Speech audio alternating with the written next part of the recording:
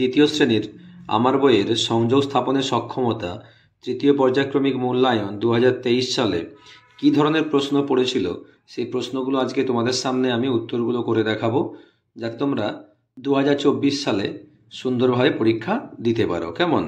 দেখো, নামের জায়গায় নাম লিখবে, ক্রমিক সংখ্যা অর্থাৎ রোল নম্বর লিখবে এখানে তোমাদের নিজেদের, আর বিদ্যালয়ের নাম মানে তোমরা যে বিদ্যালয়ে পড়ছো সেই বিদ্যালয়ের নাম লিখবে এখানে।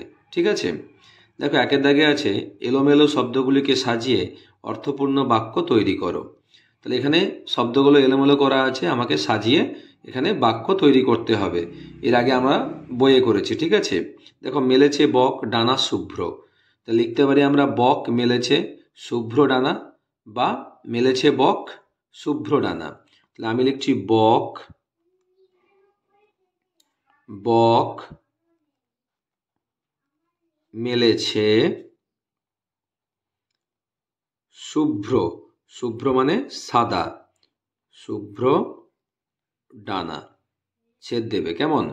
এরপর দেখো, মোরগ ভোরে তারস্বরে হলে ডাকে, কি লিখবে না ভোর হলে মোরগ তারস্বরে ডাকে। এখানে ভোরে লেখা আছে, এটা হবে ভোর, একারটা হবে না। কেমন? তাহলে কি লিখবে?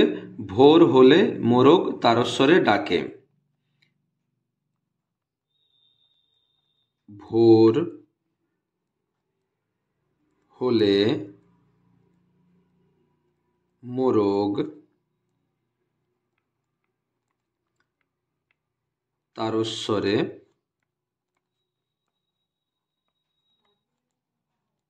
ডাকে। কেমন? এরপর দেখো, দেখতে বাসা বাবুই সুন্দর পাখির, কি লিখবো না বাবুই পাখির বাসা দেখতে সুন্দর।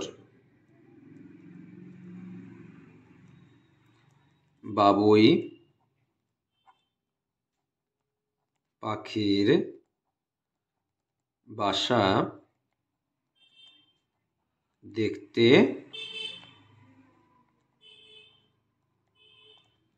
সুন্দর। ঠিক আছে? এরপর দেখো, দুইয়ের দাগে আছে ফিল ইন দ্য গ্যাপস, শূন্যস্থানগুলি ভর্তি করো। ইয়েস্টারডে মানে গতকাল, টুডে মানে আজ, এগুলো বইয়ে করেছি আমরা। দেখো, আই হেল্পড এ ম্যান, এখানে আছে আই হেল্প এ ম্যান, একটা করে দেওয়া আছে। আজকে কাজ বোঝালে দেখো, হেল্প হচ্ছে মানে সাহায্য করছি, আমি সাহায্য করছি একটি মানুষকে, আর আই হেল্পড এ ম্যান আমি সাহায্য করেছিলাম একটি মানুষকে, মানে গতকাল হয়ে গেছে। ভার্বের সঙ্গে ইডি যোগ করলে সেটা পাস্ট টেন্স হয়ে যাচ্ছে, ফলে ইয়েস্টারডে তুমি ইডি যোগ করে লিখতে পারবে। তবে দেখো, এখানে আছে উই স্টার্ট ফর মার্কেট, তাহলে এখানে হবে উই স্টার্টেড।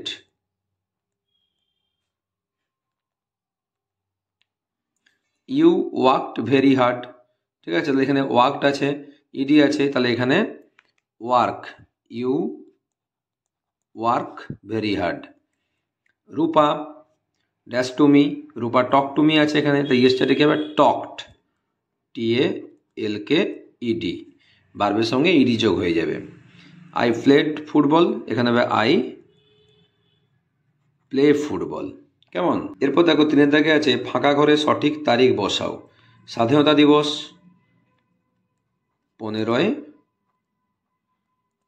আগস্ট। কেমন? শিশু দিবস 14ই নভেম্বর। শিক্ষক দিবস 5ই সেপ্টেম্বর। প্রজাতন্ত্র দিবস 26শে জানুয়ারি। কেমন? এরপর দেখো, 4 থেকে যে শূন্যস্থান পূরণ করো। 1 ডজন মানে কটি? 1 ডজন মানে 12টি। 2.5 টাকা সমান কত টাকা কত পয়সা? 2.5 টাকা সমান 2 টাকা 50 পয়সা। ঠিক আছে? দেখো, গয়ের দাগে আছে এককের কাঠিতে কটির বেশি বল রাখা যাবে না, 9টি, কারণ 10 হলে একটা হলুদ গুটি হয়ে যাবে। কেমন? যে কোনো সংখ্যাকে কত দিয়ে গুণ করলে গুণফল সেই সংখ্যা হবে, যে কোনো সংখ্যাকে 1 দিয়ে গুণ করলে গুণফল সেই সংখ্যাই হবে। বিয়োগ করো 15 টাকা 75 পয়সা থেকে 8 টাকা 50 পয়সা। তাহলে এখানে তোমরা আগে একক লিখবে টাকা, আর এখানে লিখবে পয়সা। তাহলে এখানে লিখবে 15 টাকা 75 পয়সা, নিচে লিখবে 8 টাকা 50 পয়সা। এভাবে বিয়োগ করবে, 5 করতে 5 নামবে, 5-এর পর তুমি 7কে যাও 2 ঘাটে, তাহলে 25 পয়সা। আর এদিকে 8-এর পর তুমি 5 মানে কত যাবে? 15কে যাবে।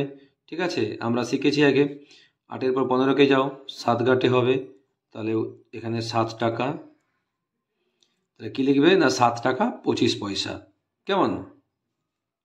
এরপর দেখো, fill in the gaps with correct words. সঠিক শব্দ বেছে নিয়ে শূন্যস্থান ভর্তি করো। আই স্লিপ না sleep? Sleep, SLEEP। I sleep on the bed, আমি বিছানার উপর ঘুমাই। প্লিজ কাম হেয়ার,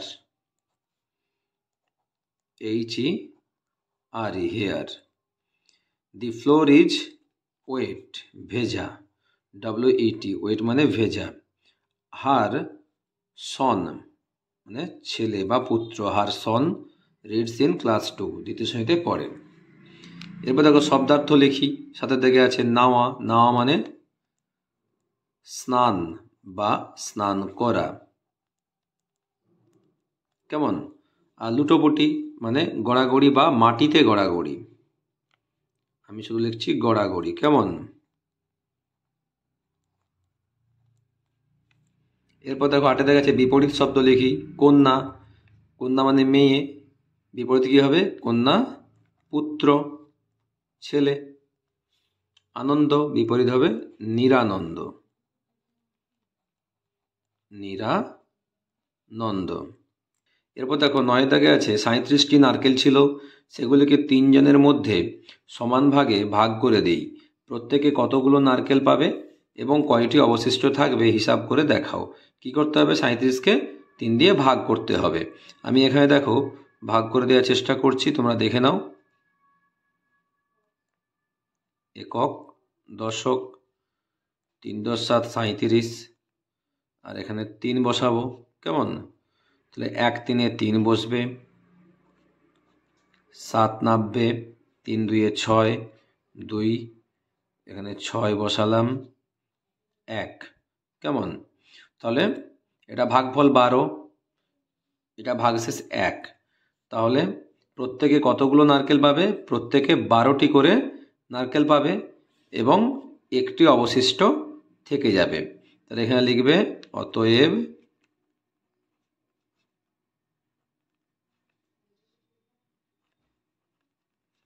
প্রত্যেকে 12টি করে নারকেল পাবে এবং একটি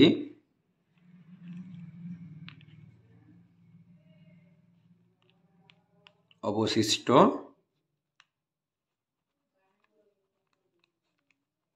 থাকবে। কেমন? এরপর দেখো 10 থেকে আছে এক কথায় উত্তর দাও। উদ্ধব মণ্ডলের কন্যার নাম কি? শ্যামা। চন্দনীগা কোন নদীর তীরে অবস্থিত? চন্দনীগা অঞ্জনা নদীর তীরে অবস্থিত। অঞ্জনা নদী তীরে অবস্থিত। না, এটা শ্যামা হবে না। উদ্ধব মণ্ডলের কন্যার নাম কি? উদ্ধব মণ্ডলের কন্যার নাম হবে নিস্তারিণী। দন্তেন্য হস্যই, দন্তেস্ব তয়ে আকার, রয়ে হস্যই, মূর্ধন্য দীর্ঘই। কেমন? উদ্ধব মণ্ডলের কন্যার নাম নিস্তারিণী। ঠিক আছে।